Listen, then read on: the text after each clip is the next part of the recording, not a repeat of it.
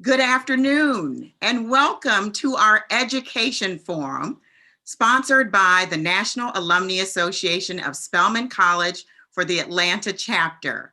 I am Adrienne Lance Lucas, president of the Atlanta chapter, and we are thrilled to have you with us today.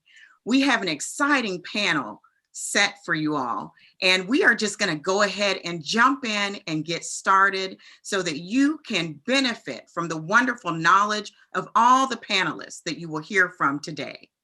Paquita Morgan is the class of 1996 for Spelman, and she will be our moderator today. Paquita, I'm going to turn it over to you. Thank you, Thank you, President Lance Lucas. And I appreciate you and the NAASC Atlanta chapter for providing this opportunity to engage in powerful discourse about a significantly critical issue. When we rang in 2020, last January 1st, little did we know the journey we would embark upon that year. 2020 was a complex test of endurance and resilience as we navigated life through the turmoil of a global pandemic. And this pandemic, like milk that spills on a countertop, has seeped into every facet of life. No one has been untouched by the limbs of this far-reaching pandemic. The pandemic has threatened the life, livelihood, and the academic outcomes of society's most vulnerable population, our children. Particularly our Black and Brown, our minoritized, and ethnically categorized children that are oftentimes already disadvantaged, already experience cultural deficits and educational deficits, and continue to experience those inequities and access gaps that continue to perpetuate an underclass and continue this path of a prison pipeline from a disproportionate number of African-American individuals. So today's forum is significantly a priority. I want to begin by allowing the panelists to introduce themselves. Panelists, if you will quickly share your name, your role, your title, and affiliation. We have several of my Spelman sisters on this panel today. And so Spelman sisters, if you will state your class during your introduction. And Sharon, why don't we start with you? Okay, good afternoon, everybody. I'm Sharon Briscoe from the legendary class of 1994. I am currently the principal at Mary Lynn Elementary School, which is in Candler Park in Atlanta Public Schools, and I am celebrating year 27 in Atlanta Public Schools. Thank you so much, Sharon. Robin, why don't we pitch it to you? Yes, good afternoon, everyone. I am Robin Christian, the very proud principal at Barack and Michelle Obama Academy. I have 24 wonderful years with Atlanta Public Schools, and I represent the class of 1997. Thank you so much, Robin. Patrice, let's hear from you.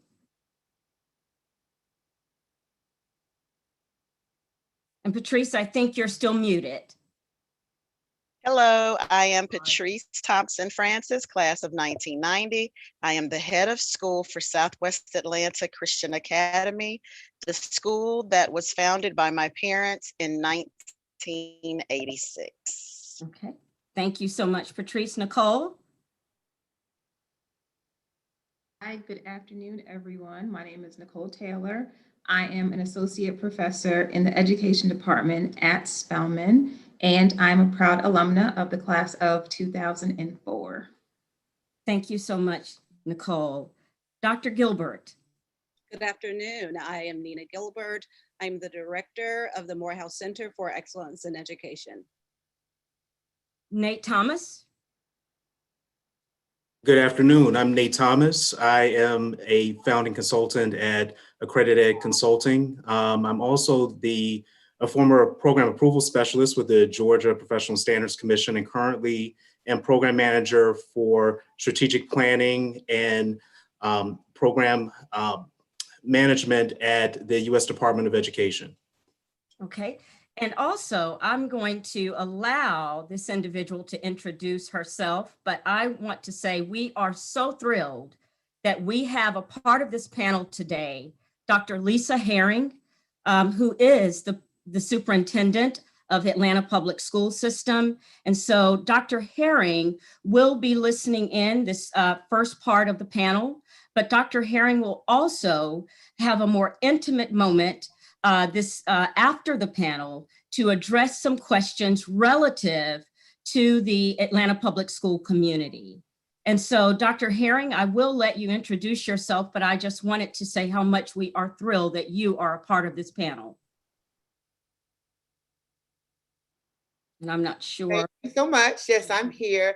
Good afternoon. I'm Dr. Lisa Herring. I am the proud superintendent of Atlanta Public Schools and an exceptionally proud member of the legendary class of 1994 of Spelman College here in Atlanta. Thank you for the opportunity to be with everyone today. Thank you so much, Dr. Herring. Well, we are going to get started. We have a full hour, and we want to hear from our panelists.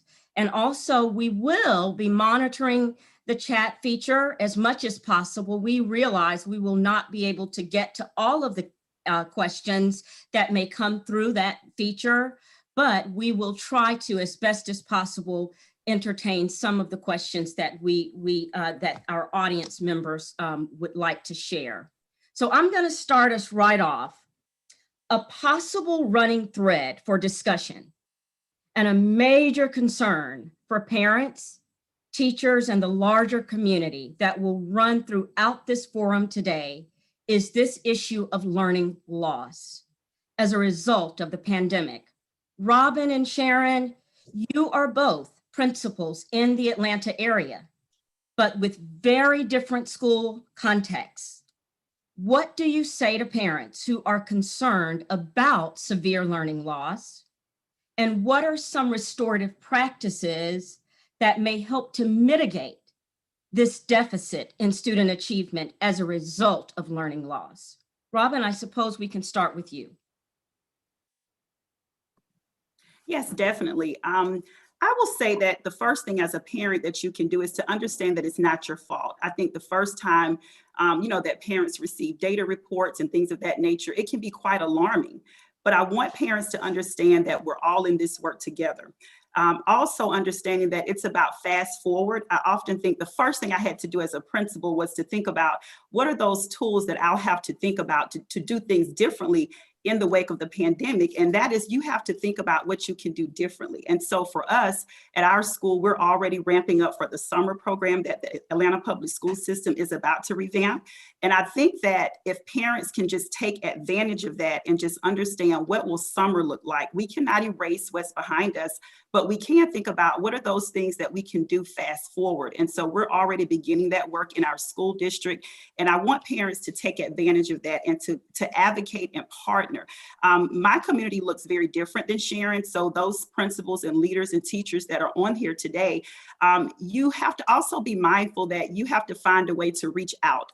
Oftentimes, parents will not come to the school. You have to be an advocate for that and a voice for that and to go out to them.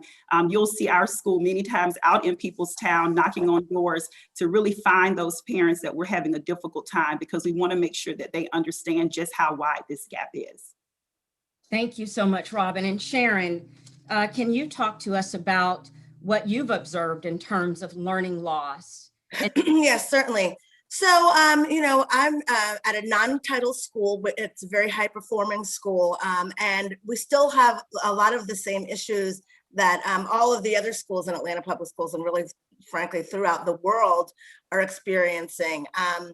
And so one of the things that we have been doing as a district and also as a school is working on intervention plans for students who need it the most. We want to be really clear about students who are individuals. We have to differentiate towards each student individual needs. So we're trying right now to offer more FaceTime with teachers for students who need it the most. We're trying to make sure that we are prioritizing students who tend to fall behind or who have fallen behind further, and really making it a group effort. One of the concerns that I have, and I like to share with families as well, is that we as educators are going through the same thing, the same exhaustion, educator exhaustion.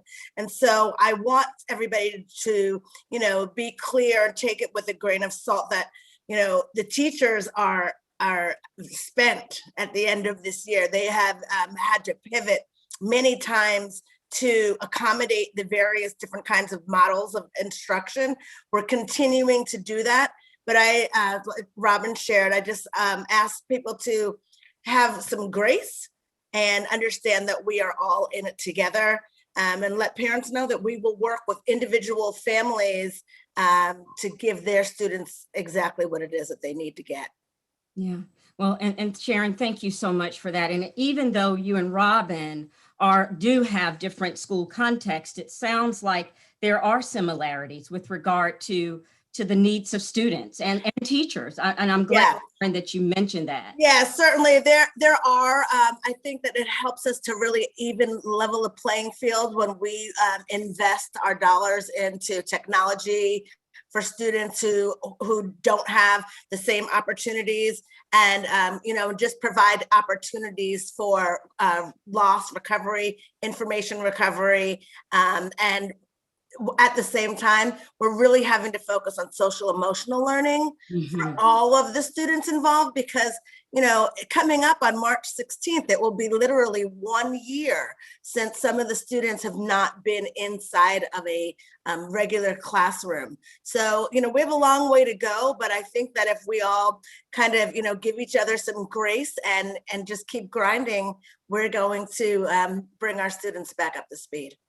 Thank you so much. And Sharon, you mentioned, you said something that was very critical and is also very alarming. You mentioned children that had not been inside a classroom. And so Nate, to you, the School Boards Association estimates that during this pandemic, as many as 3 million children, about 6% of the public school population, were not taking classes. They weren't taking classes face-to-face or remote. Speak to us about what these alarming statistics mean for Black and Brown children, minoritized groups, and for males in particular. If you could share with us those policies that are being considered or proposed to address these alarming achievement deficits with all of these kids not being in school. 6 million, 3 million, that's pretty alarming. Well, I think, from a lot of the surveys, it appears that the grades that are being impacted the most are pre-K, kindergarten, and first grade. The one survey that I saw was that about 16% of pre-K and kindergartners did not enroll in the fall. And a lot of that is due to, parents just not feeling comfortable with their, 4 and 5-year-olds being on a computer, for extended periods of time, and really valuing that in-person learning and knowing the developmental stages that they're in.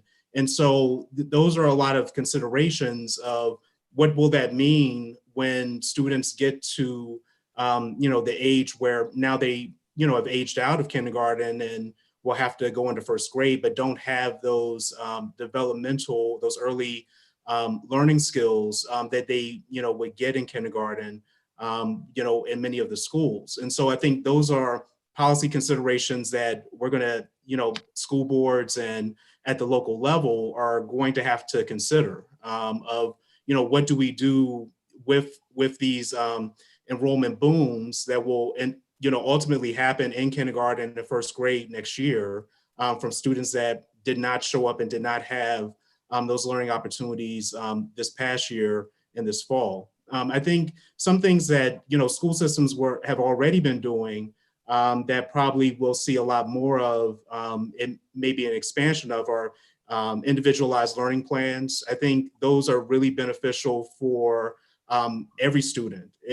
When you individualize the the learning for the student, focus on those gap areas where there may have been learning loss. But particularly if you look at these early childhood grades and look at, okay, well, they didn't have the opportunity to have these developmental, skill learning. Let's develop a plan so we can get them on track, but keep them also in the same grade level so we don't have to retain them. And I think those are some, strategies that districts are going to really have to consider. But there's not, at the federal level, there's not a federal policy for how this is going to be done. It's going to be done in each individual school district and each state. And I think everyone's going to have to really, from conversations like this, we're going to have to all learn from each other on what are the best strategies and what are schools doing to help with this. And it's going to take years, really, of us learning and, from, universities like Spelman and the education department researching and working with schools on what are the things that are moving students forward after the pandemic to really, still achieve the goals and the milestones, that they have to. Nate, that's important. Thank you so much. And we know that during this pandemic, what we saw was, of course, schools had to close. And so there is another way that many of our children did not have access to schooling. And so, Patrice, I want to turn to you. Due to school closures, public school enrollment across the state was about 36,000 students fewer than last year. The decrease, as Nate indicated, was predominantly in those lower grades, so kindergarten, pre-K, first grade.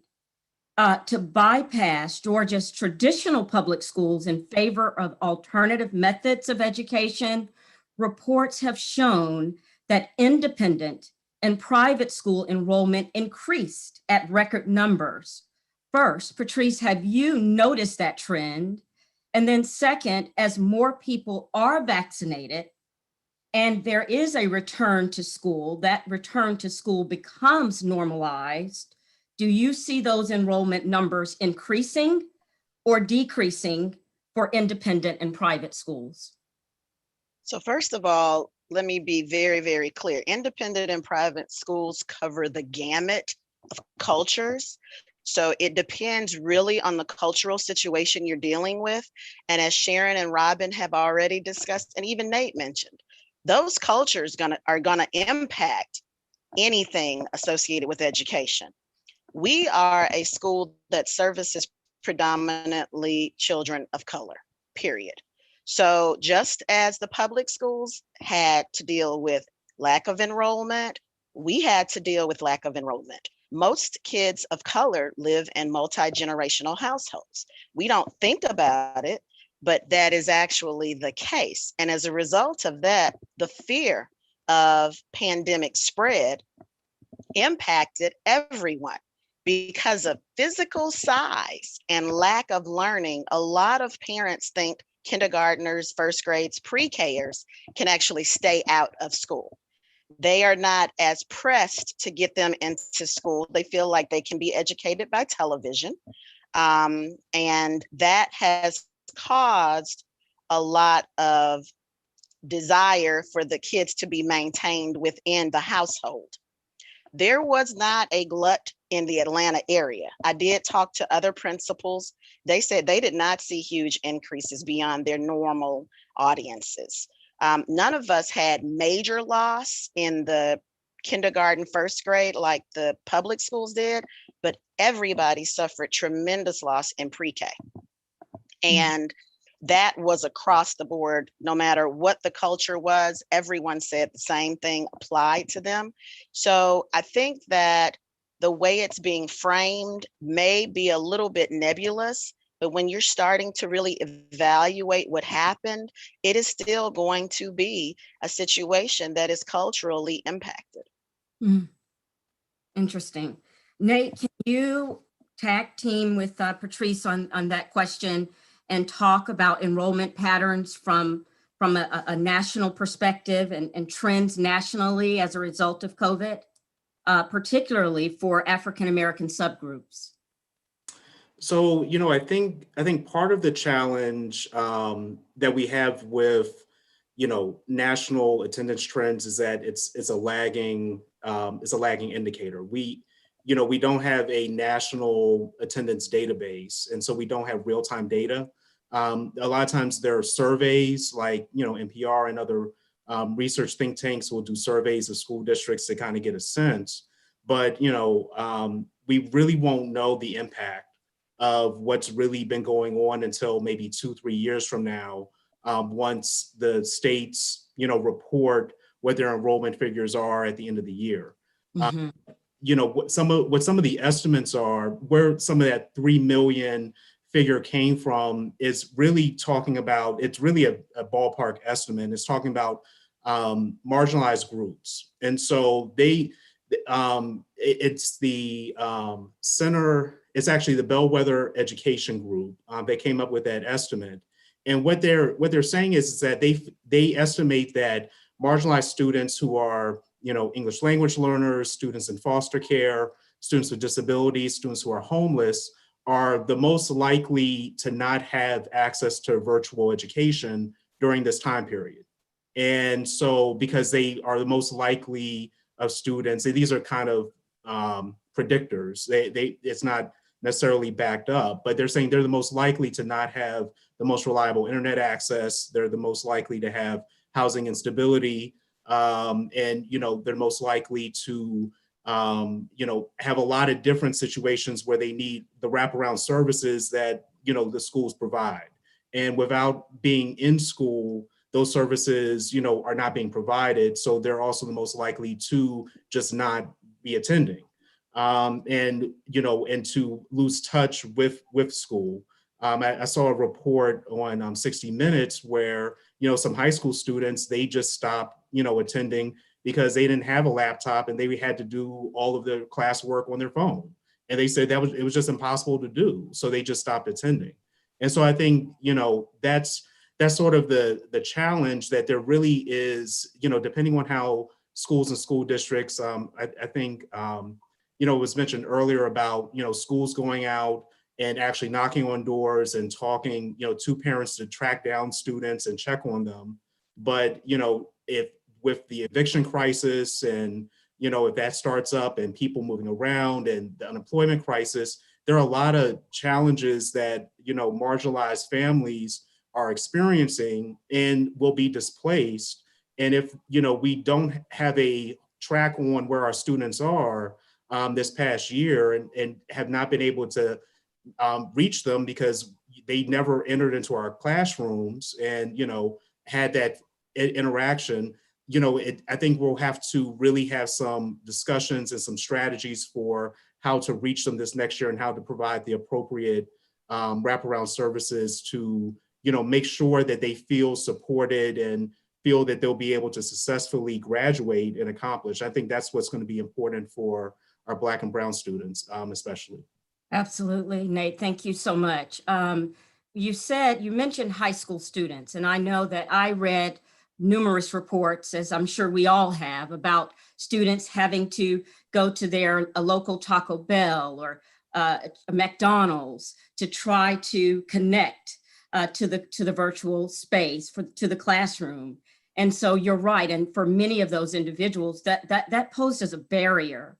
And when we think about schooling, oftentimes we do forget that it's beyond the kindergarten and first grade and pre-K.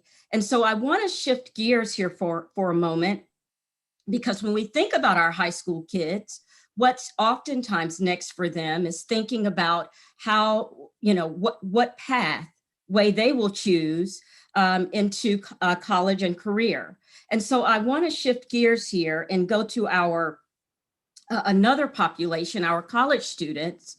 And so Nicole and Dr. Gilbert, the Chronicle of Higher Education reports that a college degree is one of the most direct paths out of poverty.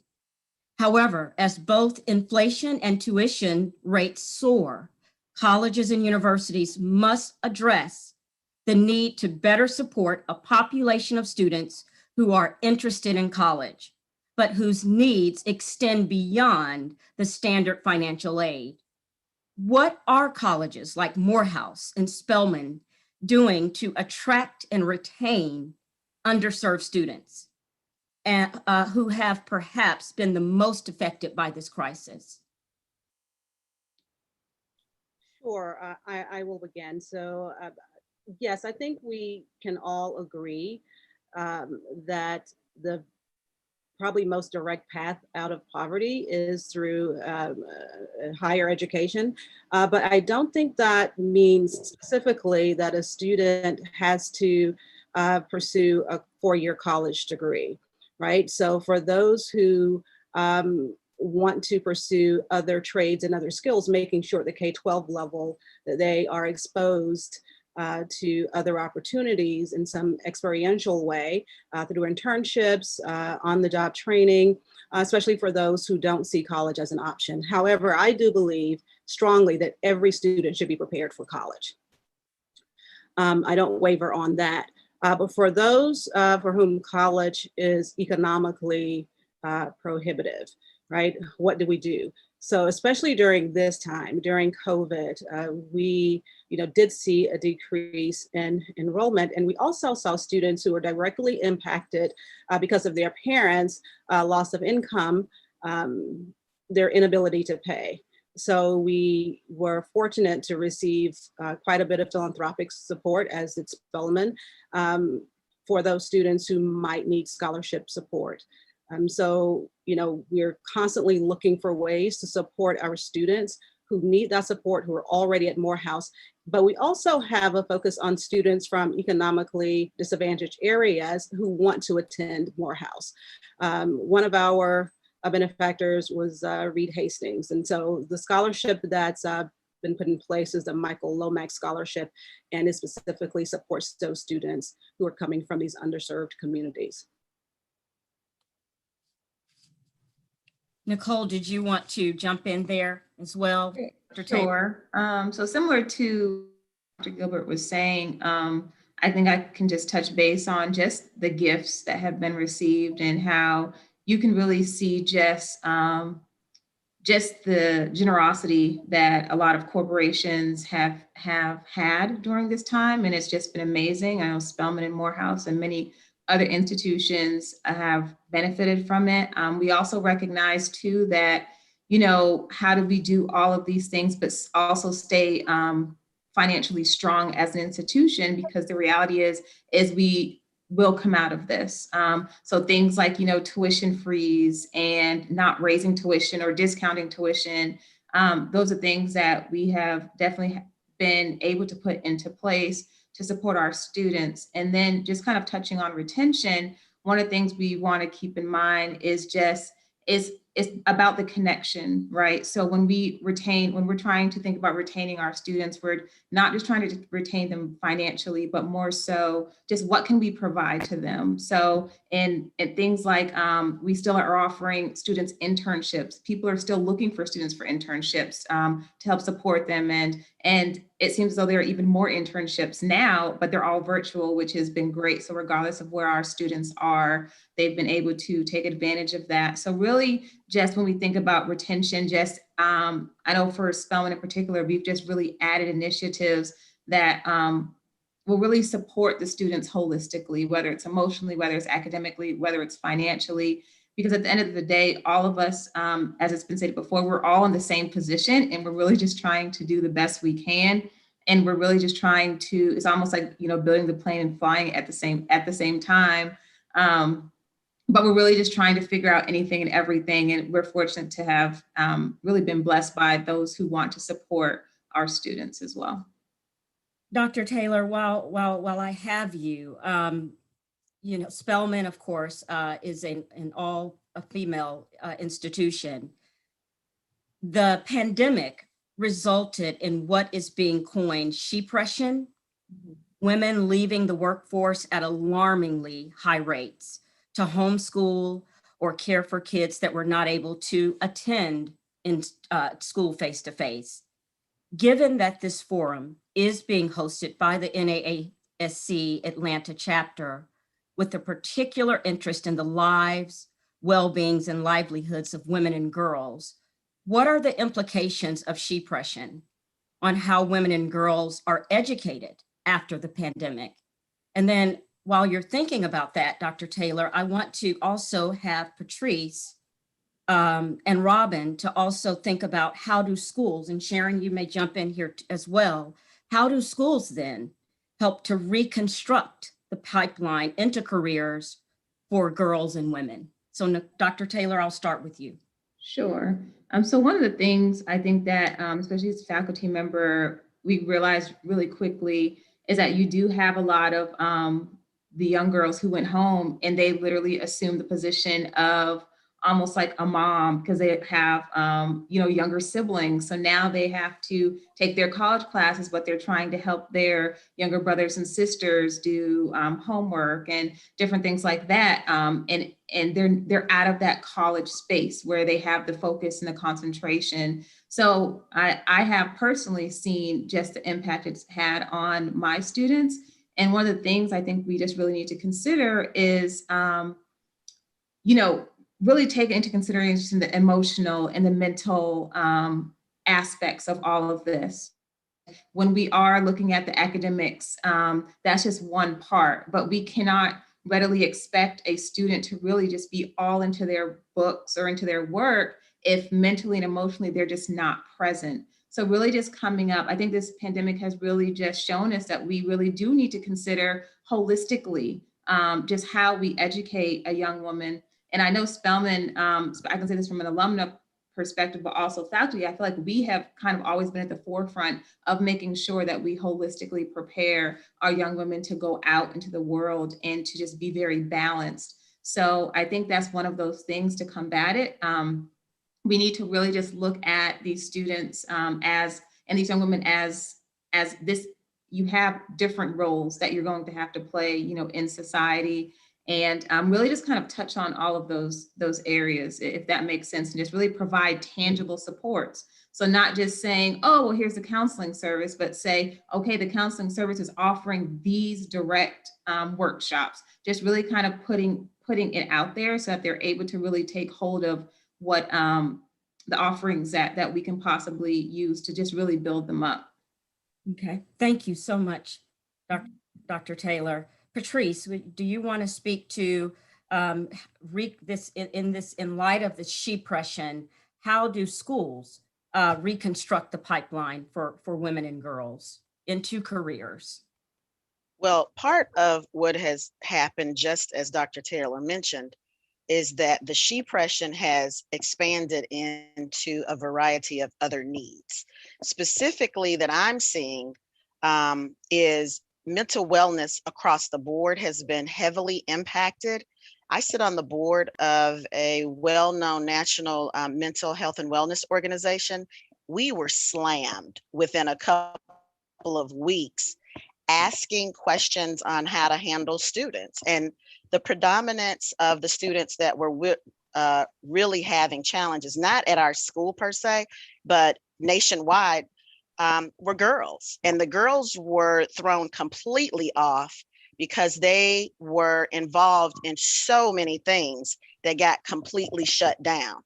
I happen to possibly be the only high school educator on this particular forum, and every sport that the young ladies were in got shut down in March. The state of Georgia shut down every sport until football came back around in August.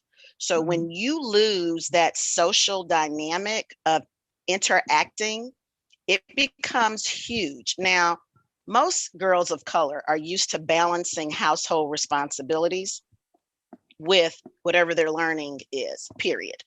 It's our culture, right?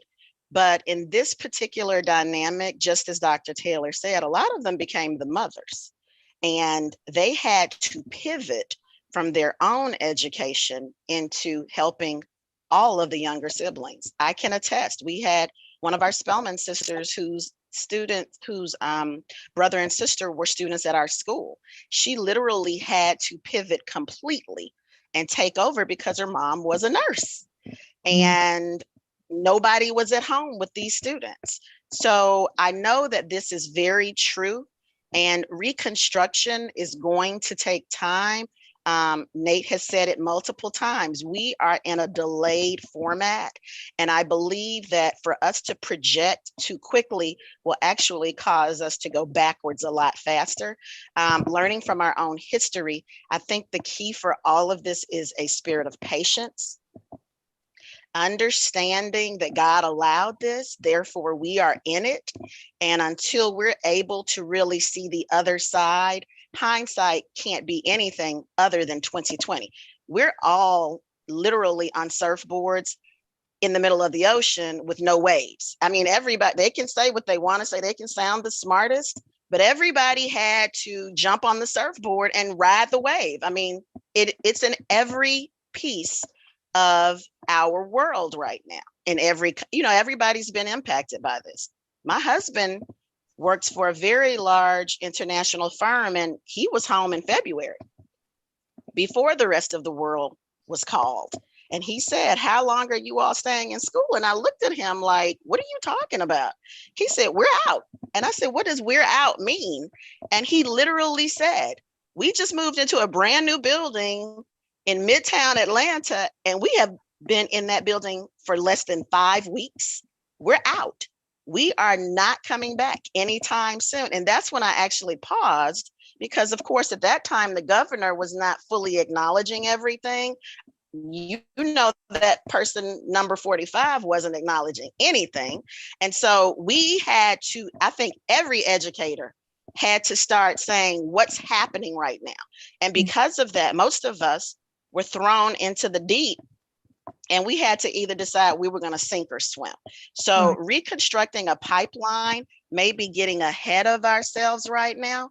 I just want us to be clear that we're going to have to show a spirit of patience throughout this whole thing, for not only the students, but for ourselves, because I think that it's unrealistic to put those pressures. I have a kid on the way to college, and I told her, and she's a 4.1 student. I said, if you're deciding to back down, I totally get it. As long as you're at peace, I'm going to be okay with that. You have done your duty. You have been a great big sister, but I do not want this pressure on you. And she's heading into STEM fields. That's her desire. The key is being very cautious to not add to the pressure that everyone is already under. Thank you so much, Patrice. Robin, can you just quickly address what you've seen in your environment with regard to how girls have been impacted by, in particular, have been impacted by this pandemic? Yes, definitely. I want to also piggyback on what Nicole stated, is that how can we leverage our philanthropic partners?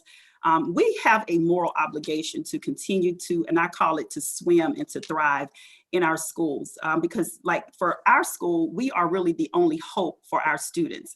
And so just for example, at Spelman College, there's a wonderful organization called Skirts, and they are partners with our school. And so how does that look? Many of our students, and our young ladies in particular that take advantage of this program, normally the Skirts, 20 to 30 of them are in our school. At first, we said we couldn't do this. Let's stop. They can't come in. It's safe.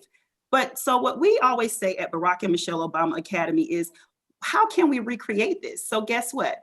These same young ladies, they meet with their Pearl mentors every Wednesday, and they're talking about their careers, and they're talking about their, their studies at Spelman and what they are majoring in. And so I'm in many of those sessions, and you can see their eyes light up, like they're still hearing from young ladies that are out in the field.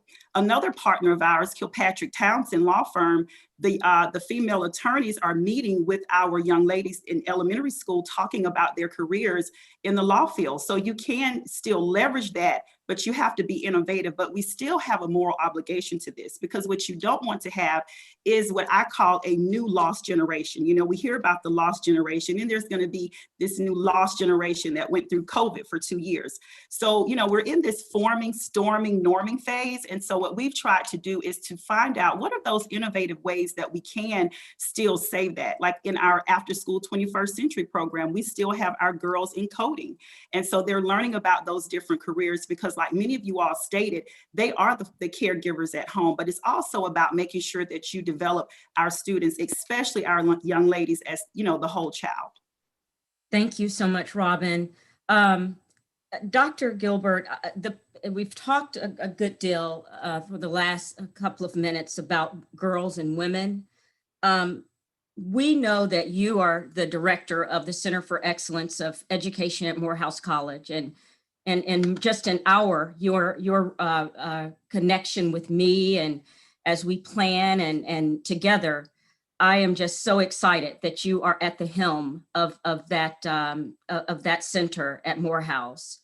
When we think about the fact that Black men comprise less than 7% of the educator workforce, what should we consider as implications for the education of Black boys? We've talked about girls, African-American females, and girls, women and girls, but what about our Black boys? And how do schools derail this public school to prison pipeline supply of the Black male population? And Nate, you may want to speak on this as well. So, Paquita, there are so many responses I can give to that question, but let me start with our teacher prep program and where we are. We are so excited about the work we're doing to formally build a best-in-class educator prep program at Morehouse College. And you're right, the percentage of Black males in the sector is just abysmal. I do think that there are several issues that probably are the root causes of this. Number one, I would say the recruitment of Black males into the profession, right? And then making sure that the preparation is as effective as it should be. And then once these students, these graduates enter into the workforce, how are they supported? How are they developed, right? And so our focus is a holistic approach as well, where we want to make sure that we are recruiting students as early as high school, even middle school, introducing them to education. And then once they enter our program, we introduce education as an ecosystem. So students who are aspiring educators can see the education sector beyond the classroom. And I think a classroom teacher is the most noble profession, but some male students particularly don't find that appealing because it does not seem to be financially lucrative, or they've not had many Black male role models in that space. But when we introduce the various pathways into the education sector to our students, from advocacy and policy, administration and leadership, education journalism, finance and accounting, there's so many roles in the education field, and particularly in leadership. And Morehouse is uniquely poised to make sure that we emphasize ethical leadership as we talk about developing our educators, right? Because we know if we don't have principals and superintendents who are Black males, we're less likely to have Black male teachers, because we also feel that this is a hiring and recruitment and placement issue. And then I would also say that it's important that we develop a strong and robust community of practice. So once we have Black male teachers in an environment, they are not alone, they're not in a silo. Most of us probably understand that the Morehouse man is a highly sought after graduate, right? And I always say that we have everyone from Wall Street to Sesame Street looking for a Morehouse graduate. And my question to those districts that want to recruit our students is, how will our graduate, how will our teacher be supported in your environment? Because we know that they have been positioned and developed to lead consequential lives, that they are advocates. They have this Morehouse mystique that goes beyond what people typically think of when they see and hear a Morehouse man. These students are leaders, they are reformers, they want to transform communities, industries, and the world. Is your district, is your school prepared to support and engage with a student who's had this preparation? And if they're not, we are poised to help them. How can we support you as you bring on a Morehouse prepared educator? So yes, I think unless we develop this robust pipeline of Black male educators, we will continue to see a broader and unfortunately a stronger school to prison pipeline, which must be dismantled. Absolutely. Absolutely. It's very alarming. And Nate, did you want to speak to that as well? The question as well? Well, I think Dr. Gilbert said it very eloquently. And I would just hone in on her statement about building a community of practice, because I think that's essential. And I think, you know, groups like Black Men Teach and other, you know, groups that have sprung up over the last decade that have really honed in on Black male teachers are really important, because if you're a Black male and you want to be a teacher, you have to see others like you that can talk about the experience, because it is a much different experience, especially, you know, just about the process of becoming a teacher and the challenges, you know, of the socialization process of entering the profession. And so, you know, I think it's really important having that community of practice and having that support. You know, and I think also just one other point is looking at things that we haven't done before. Grow Your Own is important as an early, you know, process of recruitment and continuing that, but also looking at community colleges where, like, go where, you know, some of the, you know, potential recruitment and building that that base, you know, where if there's a connection from the community colleges into a higher education, that may be a potential, you know, recruitment mechanism for some Black men, where a lot of them start off before they go into a 4-year program. And so just some things to think about to get a different pool from what we typically recruit from. Yeah, and I know that here in Georgia, Georgia College and State University has a Call Me Mr. program where they are targeting and recruiting Black males into those teaching fields, particularly at the middle school level. And so Dr. Emmanuel Little there at Georgia College has been very successful with that program. We are at our 1:45 time mark, where we need to transition to see if there are questions in the chat feature. But before we do that, I want to quickly ask, the pandemic, Robin and Sharon, the pandemic established several schooling options for parents. I mean, the options of Zoomies, roomies, hybrid, remote learning, pods, learning pods, and even outdoor classrooms, with many school districts establishing or further developing virtual academies and schools for the next school year. So Robin and Sharon, what would you say to parents who must consider the best and safest learning conducive route for their child or option for their child? Sharon, why don't we start with you? Yes, so as a lot of comments that other people have made are really coming through on the thread for me. So we did lose quite a few students. I'm over 100 students down at my school that we lost to private and to homeschooling. And what I've been doing is saying to the parents, it really is the best option that's going to make you feel the most comfortable for your family. So when we first started, you know, rewind back to March of 2020, you know, the options were very slim. People were kind of scrambling. They didn't know what to do. Certainly being in the presence of somebody was just not even an option. Now that more options are opening up, I do believe that we're never going to go back to traditional schooling in the way that it has been, and families are going to have to choose what is best for them. I think that what's most important, though, is to try not to make anybody feel guilty about the decision that they are trying to make, because there's a lot of pressure.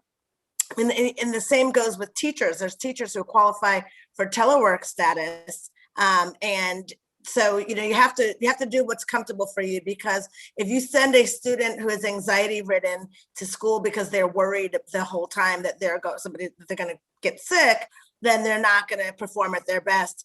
But so at my school, I think that the most important thing is to offer as many options that are possible.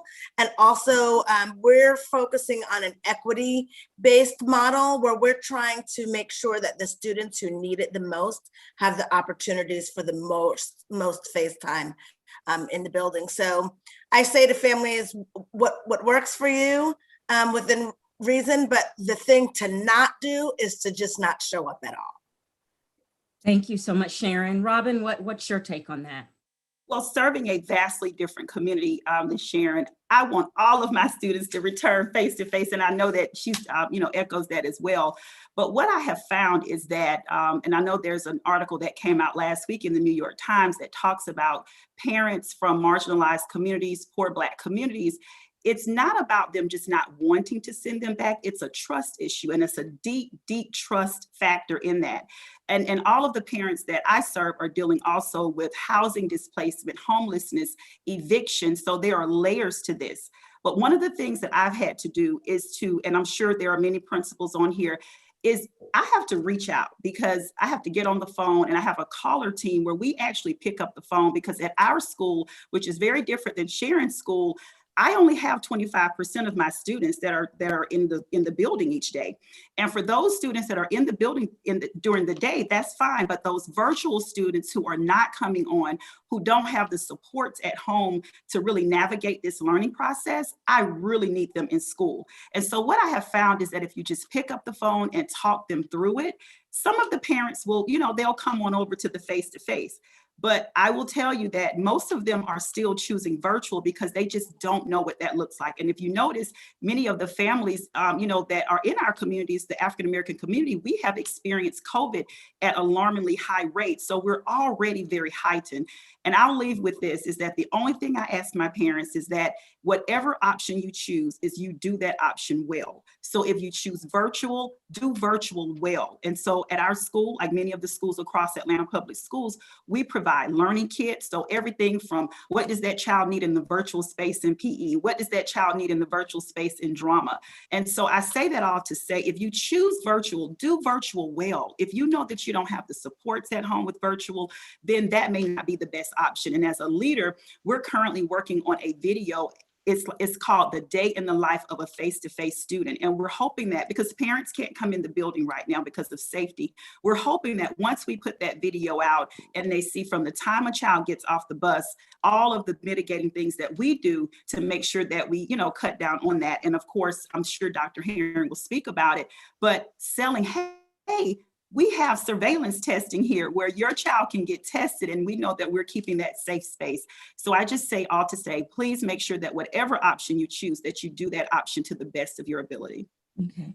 Thank you all so much. This has been wonderful. And as I knew this was going to go by so fast, there are so many more questions that I have for the panel, but we unfortunately are out of time and need to now transition to Dr. Herring. But before doing so, I want to ask President Lance Lucas if there are one or two questions that have been posted that some of our panelists can address.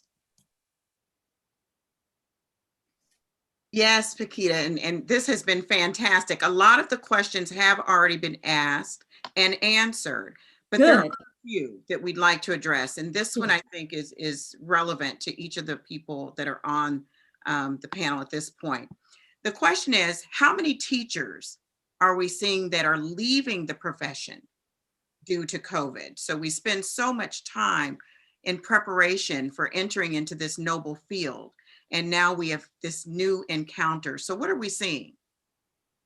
And well, I'm just one school, but I'm proud to say that 100% of our teachers have decided to return to Atlanta Public Schools. And because, we've made it a safe space, and we've made it a space where they have a voice, and we care about their well-being. We have well-being Wednesdays, and even as school leaders, we come up with creative ways. But, I'm just one pocket of a district, but this is like the first year that I've had everyone saying they're going to return, if that, can add value to the question. I would like to say that I also have seen a pretty high retention, but I want to say that something that has shifted in what teachers' ability, what teachers do. It used to be that you could get a substitute teacher like this, It's so difficult now to do the job of a teacher because with all the technology, they're working on multiple screens. They have an amplifier, they have webcams, they are managing Zoom rooms, they're managing students that are in the building and students that are at home at the same time, simultaneous teaching. And their skill sets have just increased exponentially. Hopefully their salaries will too. And so I think that it does really matter what's happening in a particular school-based leadership, how they are approaching all of these turns and pivots and the things that teachers are being asked to do. And the way to get teachers to stay is by giving them some grace and by really showing appreciation for the things that they are doing, because they are definitely doing things that they did not sign up for. And Hearing, you have a macro. really I'm sorry, quickly. go ahead. Can I piggyback on that from a teacher preparation standpoint? This pandemic or pivot has allowed us to step back and see how we need to adjust our teacher prep program, right? To make sure that our students are well prepared to be able to master exceptional teaching and learning and instructional practices regardless of the delivery model. So we are focusing on digital and distance pedagogies, making sure that their students have media and digital literacy. And we also can't forget the other pandemic that we've dealt with in the last year with the political and civic unrest, and making sure that our students are able to tap into all of those things that their students that they may serve may be dealing with as a learner during this time. Anytime post-COVID is going to be a different era for us. And so we're making sure that our students who are going through this with K-12 students at the same time understand how to properly serve students in this new era. And President Lance, I do want to just share that our office, I work for the Georgia Professional Standards Commission, and there was, for so long, there had been this myth that 50% of teachers leave the profession within the first 3 years, those induction phases. And so new data from our office supports that 75%, we are retaining 75% of teachers that are prepared, were prepared in state. So that is very reassuring, and I think it supports what Robin and Sharon and Dr. Gilbert have shared. So That's great. Throw that out there. Yes. I'm going to ask Dr. Herring, giving your macro perspective, are you seeing the same? In reference to our ability to continue to retain our teacher workforce, I can speak very specifically to that because that was a data point that I just happened to ask for quite recently. In Atlanta Public Schools this time last year, approximately 36 teachers had put in some level of consideration for separation, whether that's resignation or otherwise. This year, we're under that number. We are under that number. We're sitting at approximately 30. We know that we're right in the midst of still not quite the end of the school year, but the truth of the matter is, to the point of both Principal Briscoe and Principal Christian, we are seeing a strong ability to retain our teacher workforce. But I have to also emphasize what Principal Briscoe shared. The teaching profession did not look anything like what we've been used to in this past year. And because we have a responsibility to appropriately prepare our teacher workforce for a new normal for the future of schooling, there are several considerations to that. Not just looking at teacher pay and compensation, but also how we appropriately prepare them for innovation, technology, and the integration of that into the classroom. So there are several considerations for us to embrace. I am proud that in Atlanta Public Schools, we have had an outstanding teacher workforce that has still maintained its commitment to our children and to our schools. Thank you, Dr. Herring. And before we shift to give you the full stage, we have one more question, and this one is for Ms. Taylor. Can you speak to the Education Department evolution at Spelman, and especially the post-baccalaureate programs? Okay, so evolution in terms of just, I guess, where we are possibly right now. Okay, so the Education Department at Spelman. What is typed there? That's all they gave us in the chat. Okay, no problem. So I'll do my best to answer. But the Education Department at Spelman, we have just seen a lot of growth. We have seen just a lot of innovation from our faculty members, and just also we have students who are entering our department who want to teach. And I think that's really great. And if they don't necessarily want to be in a classroom, they're doing our ed studies major where they want to be in some form of education. So we're definitely seeing a compassion and commitment for those students. Within the education department, we do have the elementary education certification, but then we also have secondary education fields in history, English, Spanish, political science, physics, music. So we definitely are growing, we're thriving. And then, like I said, we have our ed studies major, and we also just recently added our urban education endorsement so any student who is in a certification program can also receive their urban education endorsement. And we do have our post-baccalaureate program. So it's an individual who has their bachelor's degree, but who is in one of our fields in secondary, such as math, science, math, physics, English. They're able to get their teacher certification as well. So that is a newer program. And of course, due to COVID, just in terms of how we are pivoting with courses, things like that, we really hope to really have that program kind of off and running, quite soon. Thank you. Mm-hmm.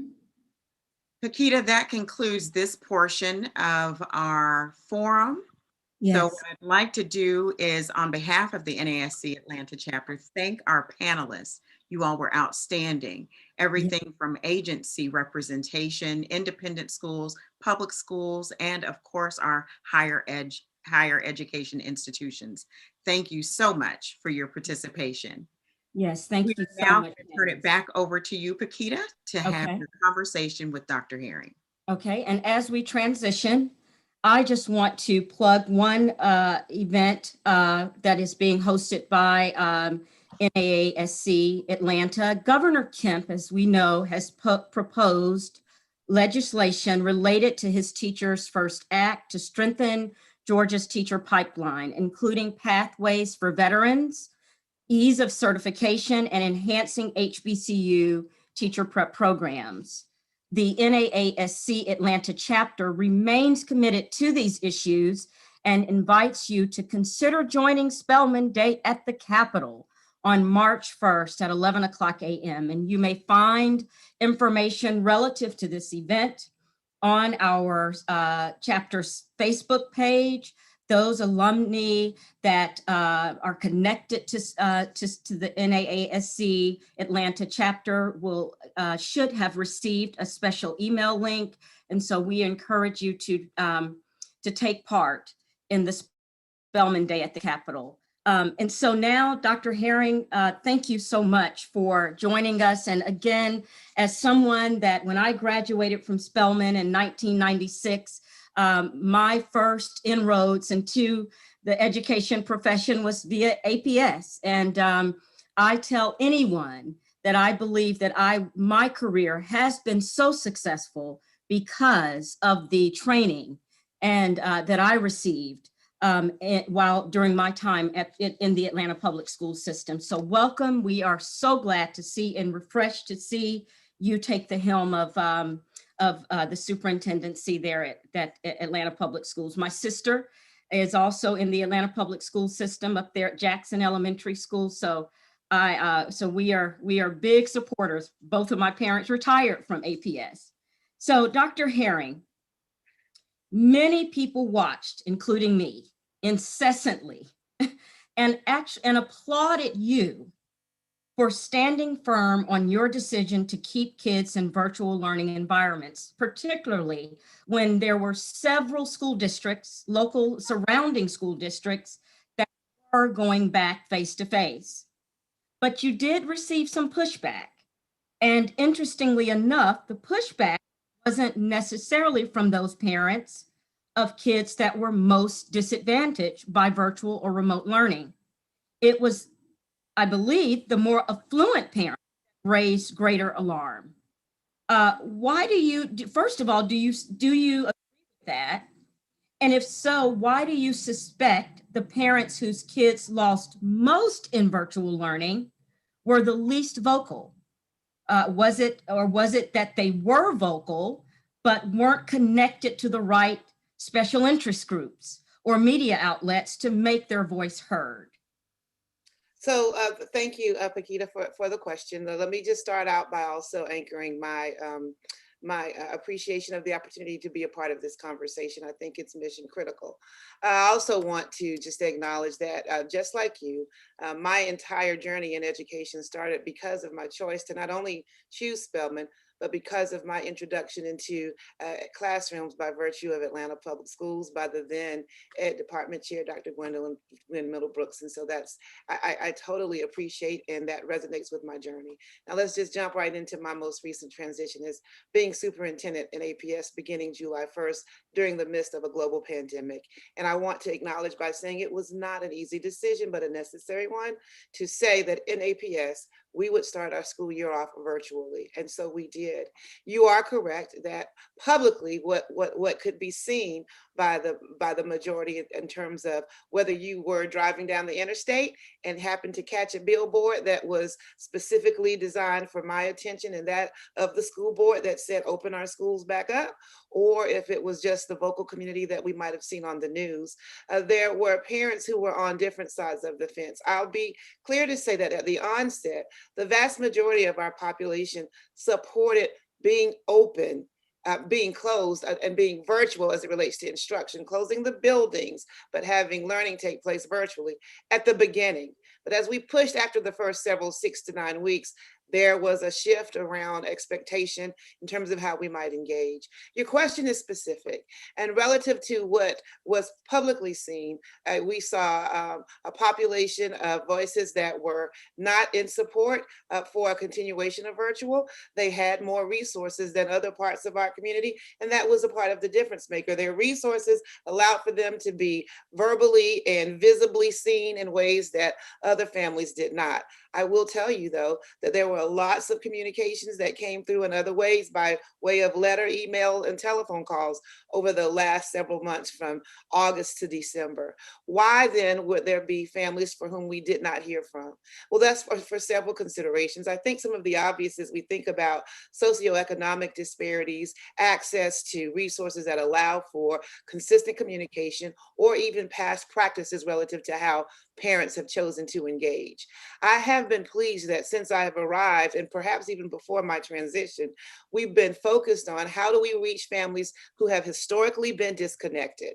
And even in our efforts to do so, it is one thing to know that we've created another form of communication. It's another to get their voice and to get responses from families. So we've also relied on some of the traditional forms of communicating, whether that is a telephone call so that we can get feedback, or even in some spaces, we've had schools that have safely done door knocking because we have to have engagement. Why do I think others might not have responded? Because of the fear and the uncertainty and the unknown that this pandemic has created. Psychological fear, to just simply be safe by staying inside one's home, having made a decision that they were not going to shift from. And as long as virtual was made an option, they did not see a need to be proactively vocal. But as we've become closer to this, what we are now in, season of returning face-to-face, we're still very observant over the percentage of our population that has not done several things. Either A, return back to school face-to-face, or participate in COVID testing or otherwise. So we have to continue to tier up our efforts to get them more engaged. We rely on advocacy groups, we rely on school leadership, we rely on relationships as well, and various means of communication. Thank you so much, Dr. Herring. You mentioned the impact of COVID and this how this pandemic has definitely impacted families. This COVID slide may be especially drastic for those in this year's kindergarten cohort. And we've, even in the earlier panel, we talked about these younger age groups. Early childhood advocates say that those in those age groups are perhaps will be the most severely impacted by COVID slide. students who don't hit certain milestones in reading and math may struggle later, and those skipping kindergarten altogether are likely to particularly be disadvantaged when they enter first grade. So Dr. Herring, can you speak to this? It seems APS was really concerned with younger children returning face-to-face as a priority, which you are, again, to be commended for. Why was it so important for your administration to have our babies back in school? So that's a twofold response, Paquita. First and foremost, just as a practitioner, as a professional in this field of education, it must be stated that in order to start our children out on a very successful academic trajectory, we must invest in what happens at the very beginning. Not only is it birth to 3, but 4 and 5-year-olds. And their success is very often grounded in what success we see in literacy and numeracy at the grades of pre-K, kindergarten, first and second. It's just to give a few data points, and we're not different from many other districts across the state. As we've looked at enrollment over the course of this year, the vast majority of our families have remained enrolled. I'm talking about a district-wide view. But where we did see a decline was kindergarten enrollment. If we are short 1,000 students in total in APS, 800 plus were kindergartners. Wow. What that puts in front of us then is this important responsibility to think about how we will not only engage with them once they do return, but what will accelerated learning look like. For those who remain engaged, we also knew that there was a challenge tied to trying to get a 4 or a 5-year-old to sit in front of a device, be engaged, and actually experience genuine learning. Well, there have been two dynamics to that. On one hand, as I meet with our teacher advisory regularly, it has been some of our pre-K teachers that have shared with me, to their own amazement and appreciation, where they've been able to figure out practices that allowed for them to not only engage within appropriate chunks of time with that age group, but to see some level of progress, specifically in the area of reading readiness or literacy. On the other hand, we also recognize that the vast majority need to have some level of engagement. So in the second part of the semester in APS, we created a targeted intervention group where I asked for us to allow for, in small, safely organized groups, our youngest learners would be those who would come in for targeted intervention. And we did so from the middle of the first semester to the end of the semester, although no other students were coming in. We believe that that was important for assessment, to be able to at least identify where their strengths were for a continued intervention and support, and to also build other skills that are critical to that age group. It's a dual dynamic, but again, I'm going to reinforce what I said at the onset. In order for us to do as much as we can to ensure academic success long-term, we are wiser to invest at the earliest age so that we set them on a solid foundation for long-term academic success. When that was already challenged with the reality that a good number of our scholars don't come in knowing their numbers and colors and then they miss an academic year, we've also taken on the responsibility of thinking in another way. How do we accelerate supports and interventions and introducing basic skills while also realizing that we may have to integrate even more traditional instruction with technology and keep that acceleration going? Thank you so much. Superintendent Herring, you just mentioned technology, and we know that even before the global pandemic, a digital divide existed in our country, and it is estimated that 12 to 16 million children lack reliable internet access and devices to learn remotely. How has APS responded in trying to narrow that digital divide by helping children gain access to devices? So I like to say this with great clarity. This administration, the administration that I had the good fortune to come in, take the helm, and continue to lead, was very clear that access to devices and internet would not be a reason for students to be unable to engage. To that end, we deployed with partnerships as well as with our own internal resources, devices to any child in Atlanta Public Schools that needed a device, any child that needed a device, and any child that also needed hotspots. And we provided those, and we continue to do just that. But in addition to that, there's something that I do want to capture. I arrived in June, July, if you will. Everyone was distracted or discombobulated in March when trying to be prepared for how do we effectively engage, not knowing that this would be a long-term model. I came in at a time when we had not only assessed what that need would be, but we had to make some immediate decisions around long-term investments. So to that end, aside from the devices that we deployed for this school year, and during the spring or this past spring of 2020 and the summer, some of those devices came right out of schools and classrooms. But what we've also done as a school system, our board approved having a full one-to-one system. So as we go into 2021 and the next 5 years, every student coming into APS will be the recipient of a device that will be theirs for the duration of the school year and every year thereafter. That is not tied to the inventory that we pushed out for the pandemic, but these will be new devices. I think, Paquita, it's also important to note that there's something I want families to understand when we talk about technology and learning, and very specifically devices. The pandemic has reminded us of the inequities tied to access and usage relative to devices and Wi-Fi access. But the teaching and learning model, I don't want us to be solely codependent on this idea that devices are how we have successful learning. They are necessary. They help facilitate in ways in which we can pivot when needed.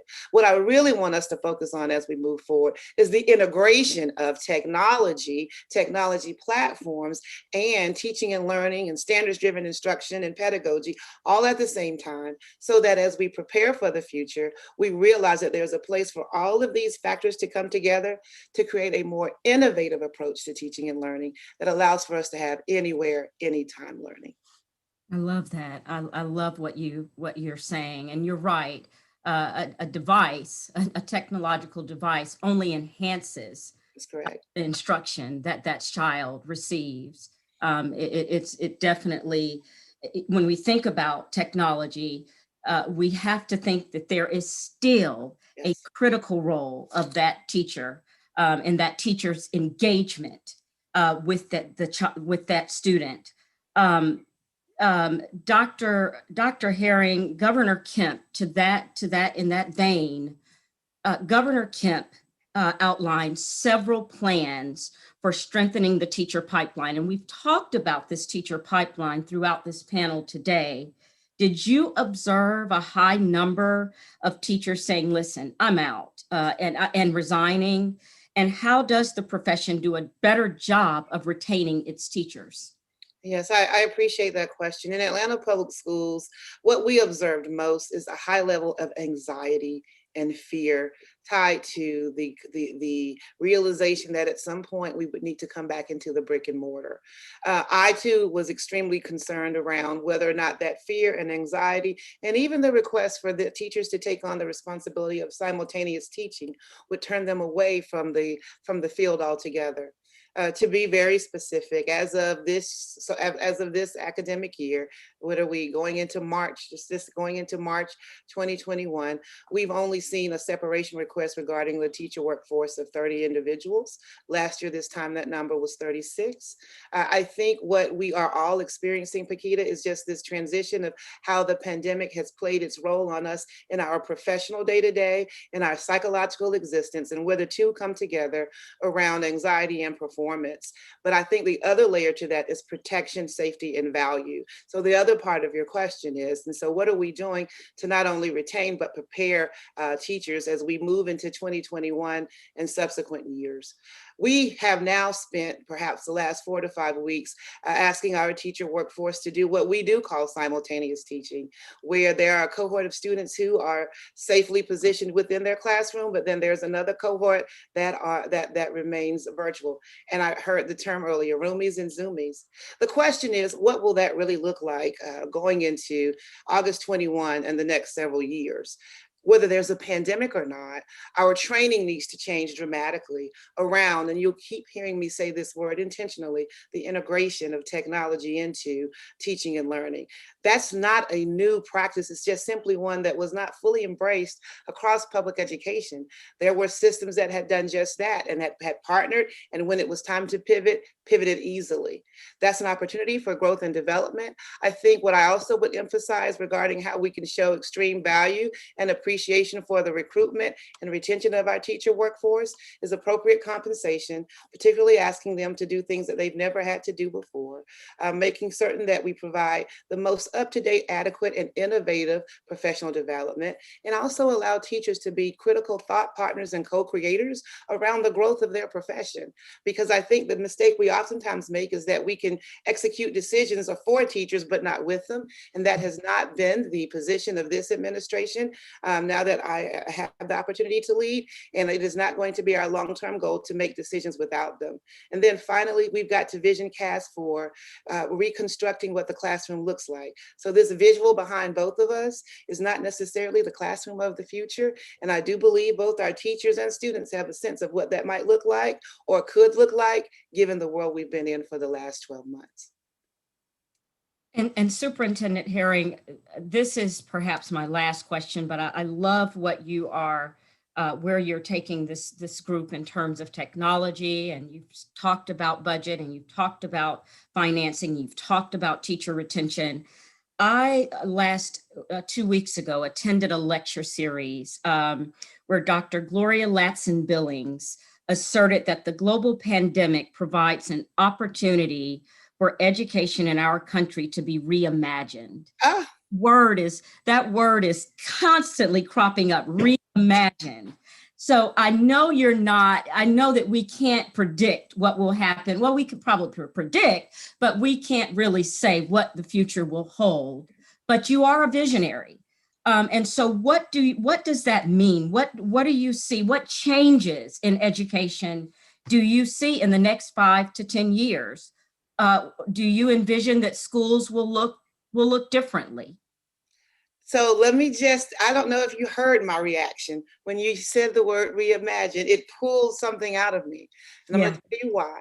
Because for the last 6 weeks, that is the word that I have used with every individual that I've had at length conversations with regarding our vision casting for Atlanta Public Schools, including last Wednesday, every single one of our principals, setting them up for the reality that we must reimagine. So let me say to that was my response, because it is going to be a professional and moral necessity in public education to reimagine, because we did so when we didn't even plan on doing it.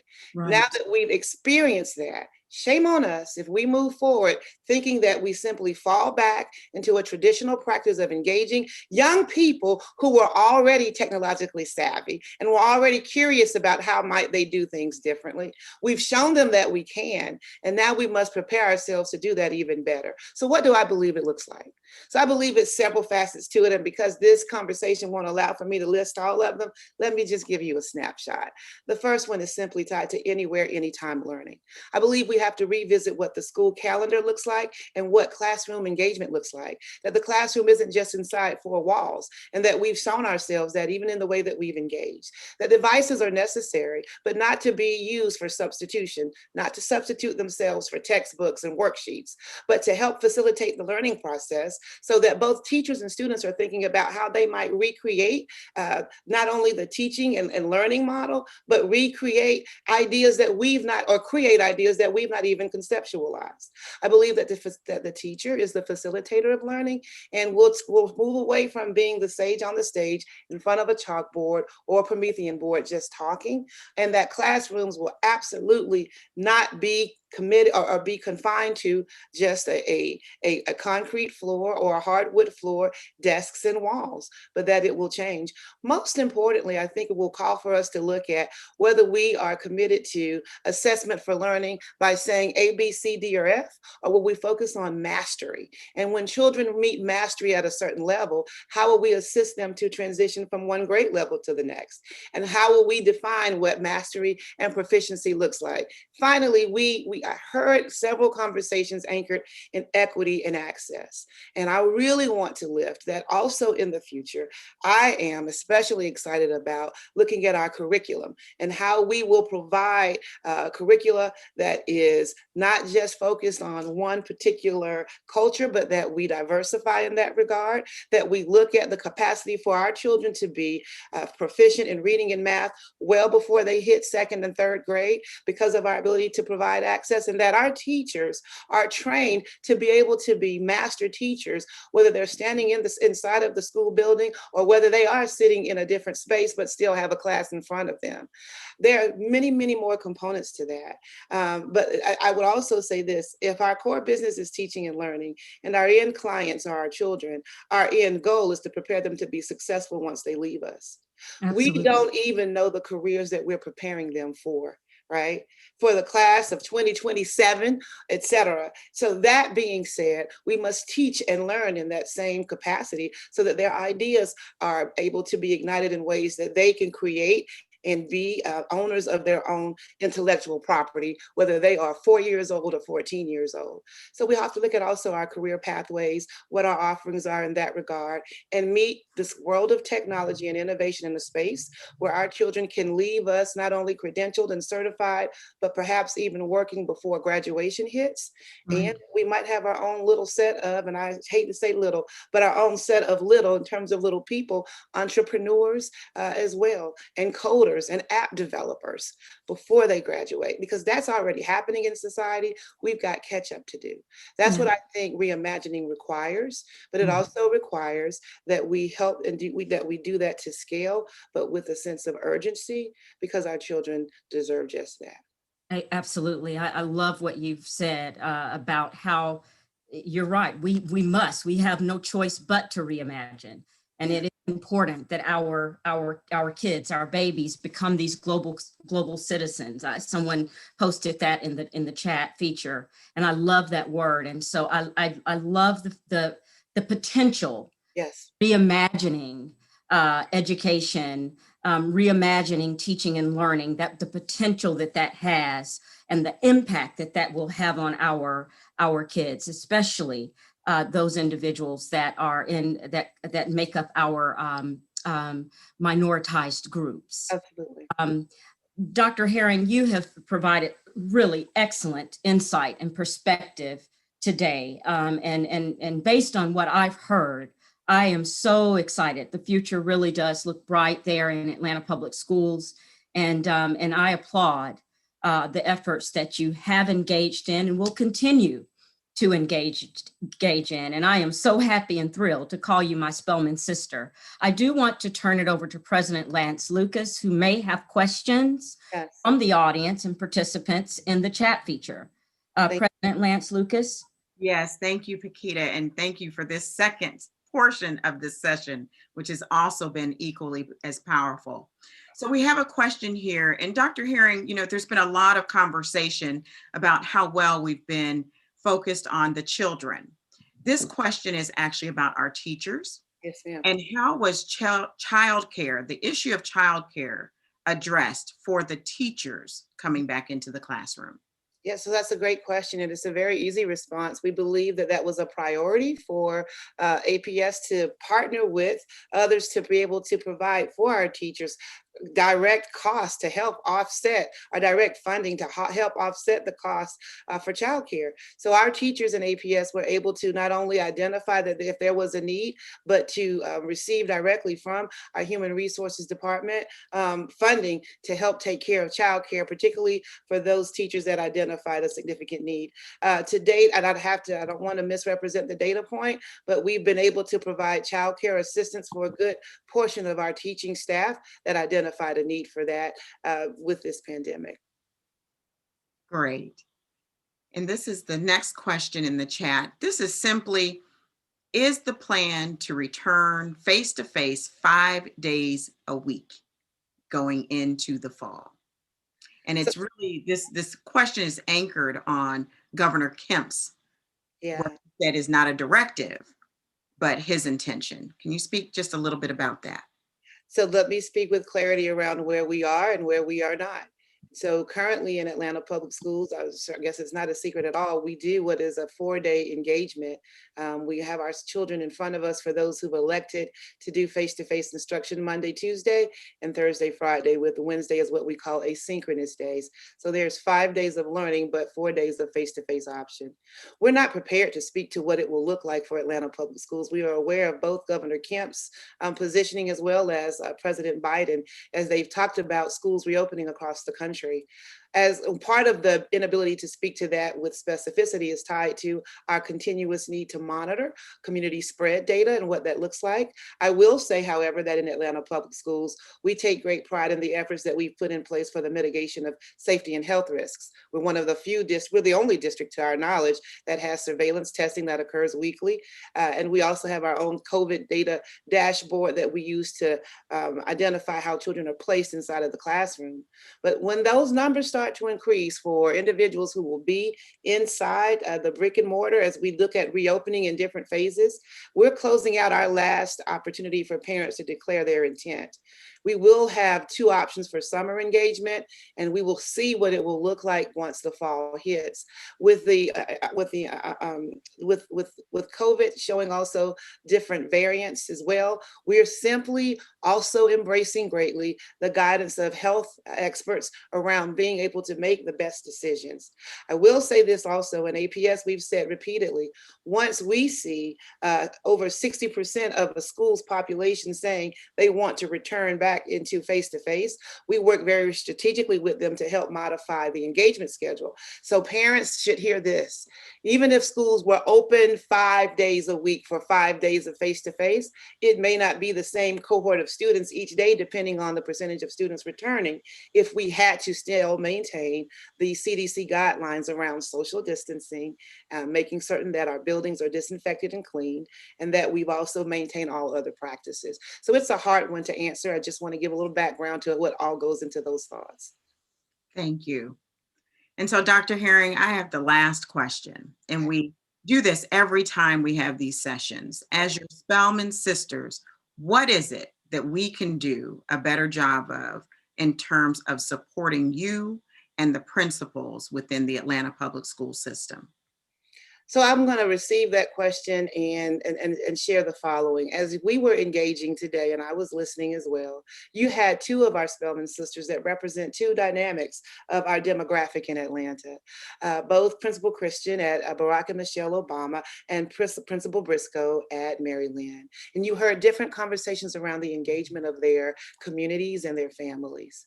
We have a populace within our Spelman alumni fold where we can impact voice. One of the first questions Paquita asked was, what was the difference between those quiet voices versus the louder ones? I would ask, and I have asked for those who are my classmates and otherwise that I know are APS parents, I've made personal phone calls and said, I need your voice. And I need you to help empower the voice of those who choose to be voiceless. They don't choose to be powerless. They're choosing to be voiceless. That does not help the process. I welcome any thought partnership, any influence that we can have on those communities and households where parents or families, whether they are our cousins, aunties, kinfolk, friends, play cousins, whatever, if they have children in APS, you need to ask them the question of, number one, how do you stay connected? And when you are of a certain position, do you speak up? And it's not just taking, whether we are on the same page or not, their voice is important, but to advocate for all, there is something that has to be executed when those who have more resources can be much more vocal and demand the attention of the media. And then those who are quiet just watch what happens versus being a part of what happens. And I maintain my position as superintendent to be an advocate for all. But I want to be very clear, given the makeup demographically and of the fact that I too am an African-American woman wanting to ensure that we represent well and support well any disadvantaged population in our Black and Brown communities. We need to speak up more and we need to be more engaged. And I welcome that level of connectivity if we can be influencers or even thought partners in how to make that happen. We need that. We are too quiet, Adrienne. We're too quiet. That's what I would say. Thank you for saying that. Thank you so much for saying that, because on Monday, I'm going to reiterate this to everyone who is listening. Monday is Spelman Day at the Capitol. Spelman Day at the Capitol. This is how we amplify our voice across the state of Georgia at the Capitol. We will have legislative presentations on higher ed, on healthcare, voting rights, and we will have a session that teaches us how to be stronger advocates. Yes. So Dr. Herring, for what you have just mentioned, sometimes we just don't know what to do and how to do it in order to mobilize as a collective. But I'm hoping that everyone will join us on Monday for Spelman Day at the Capitol at 11 a.m. It is virtual. We have dropped the link to register into the chat. And with that, I'm going to say thank you so much for being gracious with your time, your insight, and especially your candor in this conversation. We appreciate you. Paquita, as the chair of the advocacy committee, thank you so much for all of the hard work that you put into this. It showed, and our response and participants really came out to enjoy this session. Thank you so With much, that, President. we are going to say thank you all. Enjoy this beautiful sunshine today, and we will see you tomorrow at the Capitol. Thank you. Thank you, Be President. well. Everyone be well. Thank you so Thank you, much. Dr. Herring. Much love, Spelman. Much love. Yes.